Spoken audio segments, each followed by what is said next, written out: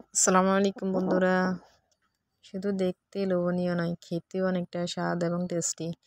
একবার বানিয়ে খাবেন এইভাবে ফুলকপির এই সুন্দর এই ফ্রাইটা বা ফুলকপির পাকোড়া যাই বলেন না কেন, কিন্তু নামটা যাই হোক, খেতে কিন্তু সত্যিই চিকেন ফ্রাইকেও হার মানাবে এই ফুলকপির পাকোড়াটা। তো চলুন আজকের প্রণালীটা দেখে নিই কীভাবে আমি তৈরি করলাম। তো আমি এটা তৈরি করার জন্য এখানে কিছু ফুলকপি নিয়েছি, ঠিক এভাবে কেটে, এই যে ঠিক এভাবে পরিষ্কার করে ধুয়ে আমি একটা পাত্রে নিয়েছি। তো আমি এটা সিদ্ধ করার জন্য চুলায় আগে থেকে প্যান বসিয়ে পানি দিয়ে দিলাম, বলক আসা পর্যন্ত অপেক্ষা করছিলাম। তো বলক এসে গেছে, আমি এখন ফুলকপিটা দিয়ে দিচ্ছি, দিয়ে নেড়েচেড়ে এখন ঢেকে দেব। ডেকে আমি আবার বলক আসা পর্যন্ত অপেক্ষা করব। তো এই যে আবার বলক আসলো, আসার পরে আমি আবার কিছুক্ষণ নেড়েচেড়ে আমি 1 মিনিট, খুব বেশি না 1 মিনিটের মতো আমি এটাকে রান্না করব, এখানে জাল করে নেব।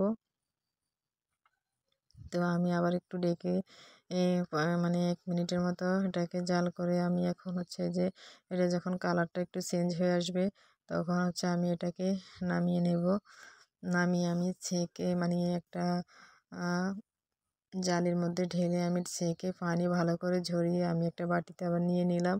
তো আমি এখানে মশলা অ্যাড করব। মশলাগুলো হচ্ছে আপনার ধনে গুঁড়ো, জিরে গুঁড়ো আর গরম মশলা গুঁড়ো একসাথে দিয়ে, আর দিচ্ছি হলুদ গুঁড়ি, মরিচ গুঁড়ি আর লবণ স্বাদ মতো, আর সামান্য কিছু আদা রসুন পেস্ট দিয়ে দিলাম। দিয়ে আমি সবগুলো আলতো হাতে খুব আস্তে আস্তে করে ভালো করে এভাবে নেড়ে ছেড়ে মিশিয়ে নিব সম্পূর্ণটা, যাতে আপনার ফুলকপির সাথে একদম ভালো করে মেশানো হয়। আস্তে আস্তে করে মেশাতে হবে, কারণ ফুলকপিটা যে 1 মিনিট আমি এখানে রান্না করাতে কিছুটা হয়ে গেছে, ফুলগুলো তো খুব তাড়াতাড়ি সিদ্ধ হয়ে যায়। তো এগুলা খুব ভেঙে যাওয়ার সম্ভাবনা থাকে, তাই আস্তে আস্তে করে এগুলা মিশাতে হবে। আমি এগুলো সবগুলো একসাথে এভাবে ভালো করে মিশিয়ে দিয়েছি। দেওয়ার পরে আমি দিয়ে দিচ্ছি এখানে 1 চামচ দিয়ে দিচ্ছি ভিনেগার, আর দিয়ে দিচ্ছি 2 চামচ আপনার সয়া সস দিলাম, আর সামান্য কিছু বিট লবণ দিলাম। দেওয়ার পরে হচ্ছে আমি এগুলোকে আবারও ভালো করে মিশিয়ে নেব। এই যে আমি ভালো করে আবারও সব আলতো হাতে মিশিয়ে নিলাম। তো আমার এগুলো মেশানো হয়ে গেছে, আমি এগুলো এখন রেখে দিব, প্রায় এভাবে রেখে দেবো আমি 10 মিনিটের মতো। তো আমি এখন এগুলো এখানে আলাদা করে রেখে দিচ্ছি। তো আমি এখানে এখন ফ্রাইটা করার জন্য যে মিশ্রণটা তৈরি করব, সেটা এই যে আমি এখন এই বাটিতে করব। তো এখানে আমি নিচ্ছি কিছুটা ময়দার গুঁড়ি আর কিছুটা চাউলের গুঁড়ি, আর এখানে দিয়ে দিচ্ছি অল্প পরিমাণ কিছু বেসন। তো আমি এখানে একটা কালার আনবো, কালার আনার জন্য সামান্য কিছু জর্দার রং দিলাম। জর্দার রংটা দিয়ে আমি একটু সামান্য লবণ দিয়ে সম্পূর্ণ উপকরণগুলো একসাথে মিশিয়ে নিচ্ছি। নেওয়ার পর হচ্ছে আমি এখন ভালো করে মেশানো হয়ে গেলে, তো আমি এখানে সামান্য পরিমাণ পানি অ্যাড করব। পানিটা অল্প অল্প করে আমি অ্যাড করব, যতটুকু প্রয়োজন ঠিক ততটুকুই দেব। তো এই যে আমি অল্প অল্প করে পানিটা দিয়ে আমি সবগুলো একসাথে ভালো করে এভাবে একটা সুন্দর একটা ড্রো তৈরি করে নেব। এভাবে আমি যে দিয়ে আমার ডোটা ঠিক এরকম ঘনত্ব হবে। তো আমি এখন হচ্ছে যে আগে থেকে যেই ফুলকপিগুলা রেখেছিলাম ওখানে, আমি এখন এই ডোটা সম্পূর্ণটা এখানে ঢেলে দেব। দিয়ে আমি চামচের সাহায্যে এগুলোকে ভালো করে মিশিয়ে নেব, যাতে সবগুলো ফুলকপির সাথে একবার সুন্দরভাবে মিশে যায়।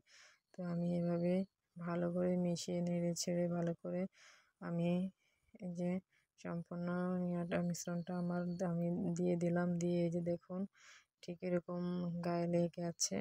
তো আমি চুলায় একটা প্যান বসিয়ে দিয়ে দিলাম তেল গরম হতে।